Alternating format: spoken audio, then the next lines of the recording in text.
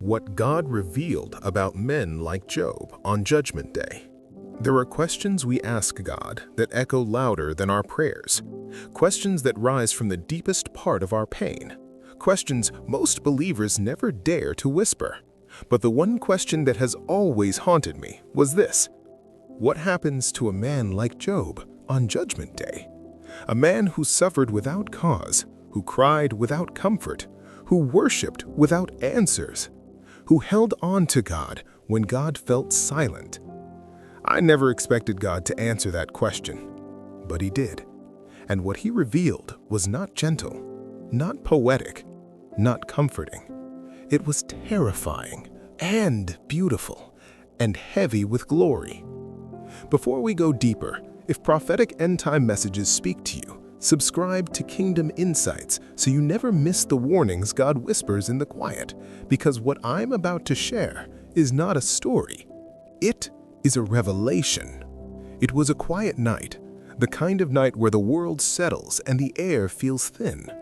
I was praying, half out of habit, half out of hunger, when my room grew still, as if someone stepped into it. Not a presence of fear, but of weight.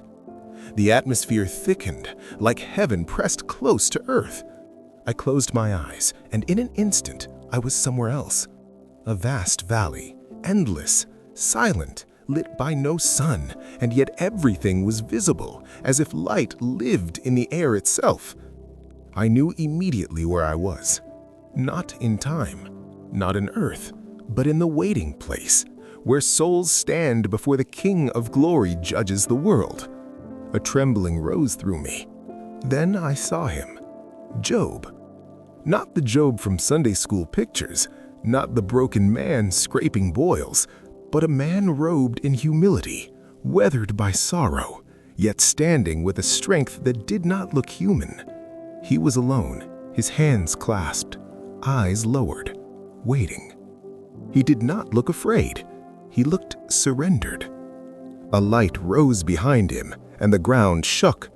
The King had come. If you ever wonder what will happen when you stand before Him, understand this: no man stands alone. Every pain you endured, every wound you carried, every question you whispered stands with you. And heaven remembers it all. A wind moved across the valley, yet nothing around me stirred.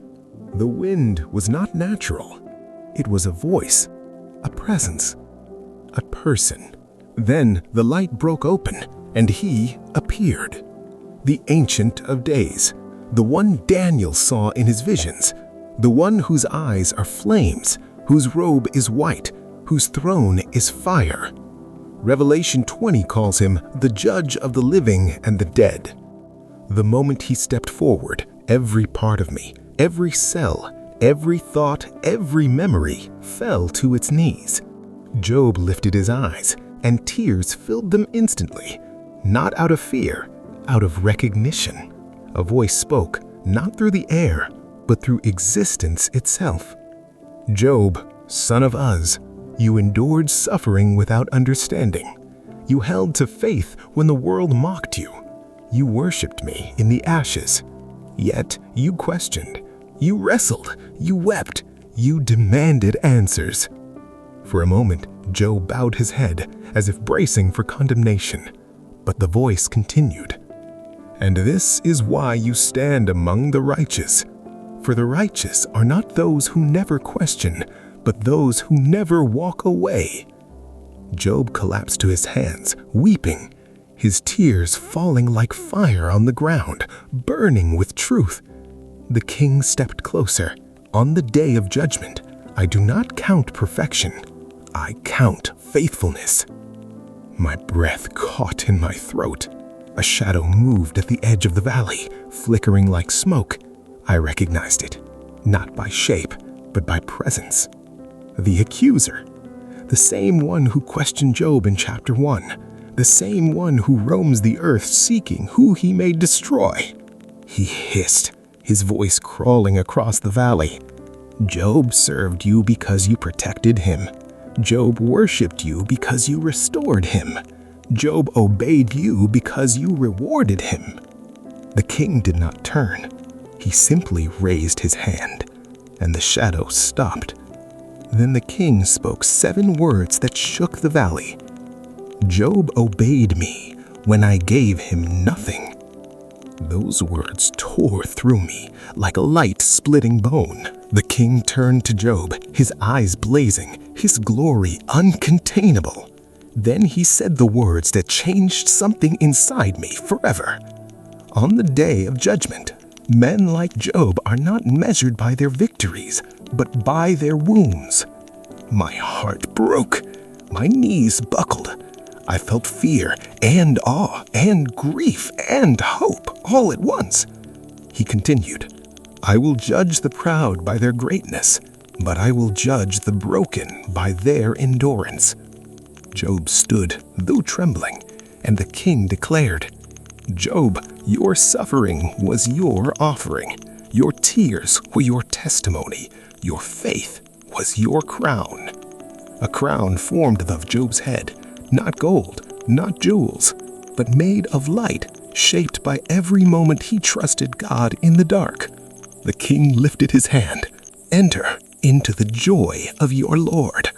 And Job stepped into the light as the valley shook with glory. Before we continue, if this message is stirring something in you, subscribe to Kingdom Insights so you do not miss the revelations that follow.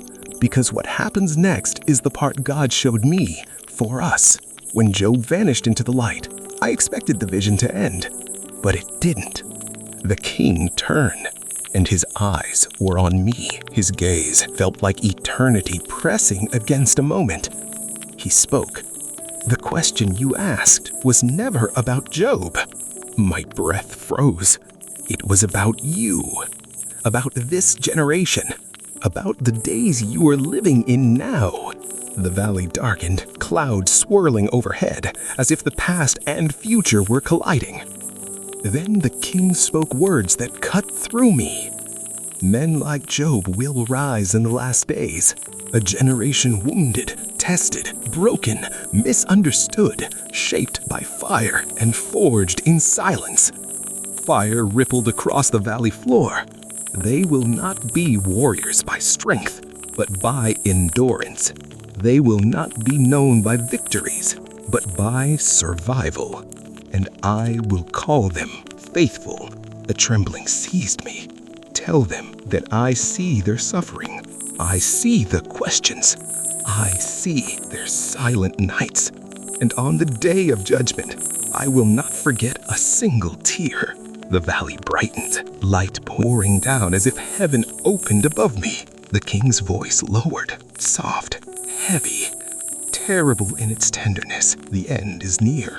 The shaking has begun.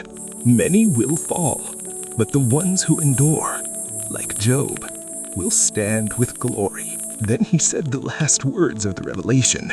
"Tell them that suffering was never punishment. It was preparation." The valley vanished, and I woke up in my room, weeping, shaking, unable to breathe from the weight of what I saw. Job's judgment was not just his story. It was ours. If this message reached you, listen. If it stirred your heart, do not ignore it. And if this revelation opened your eyes, subscribe to Kingdom Insights. There are more warnings coming for those who endure and those who hear.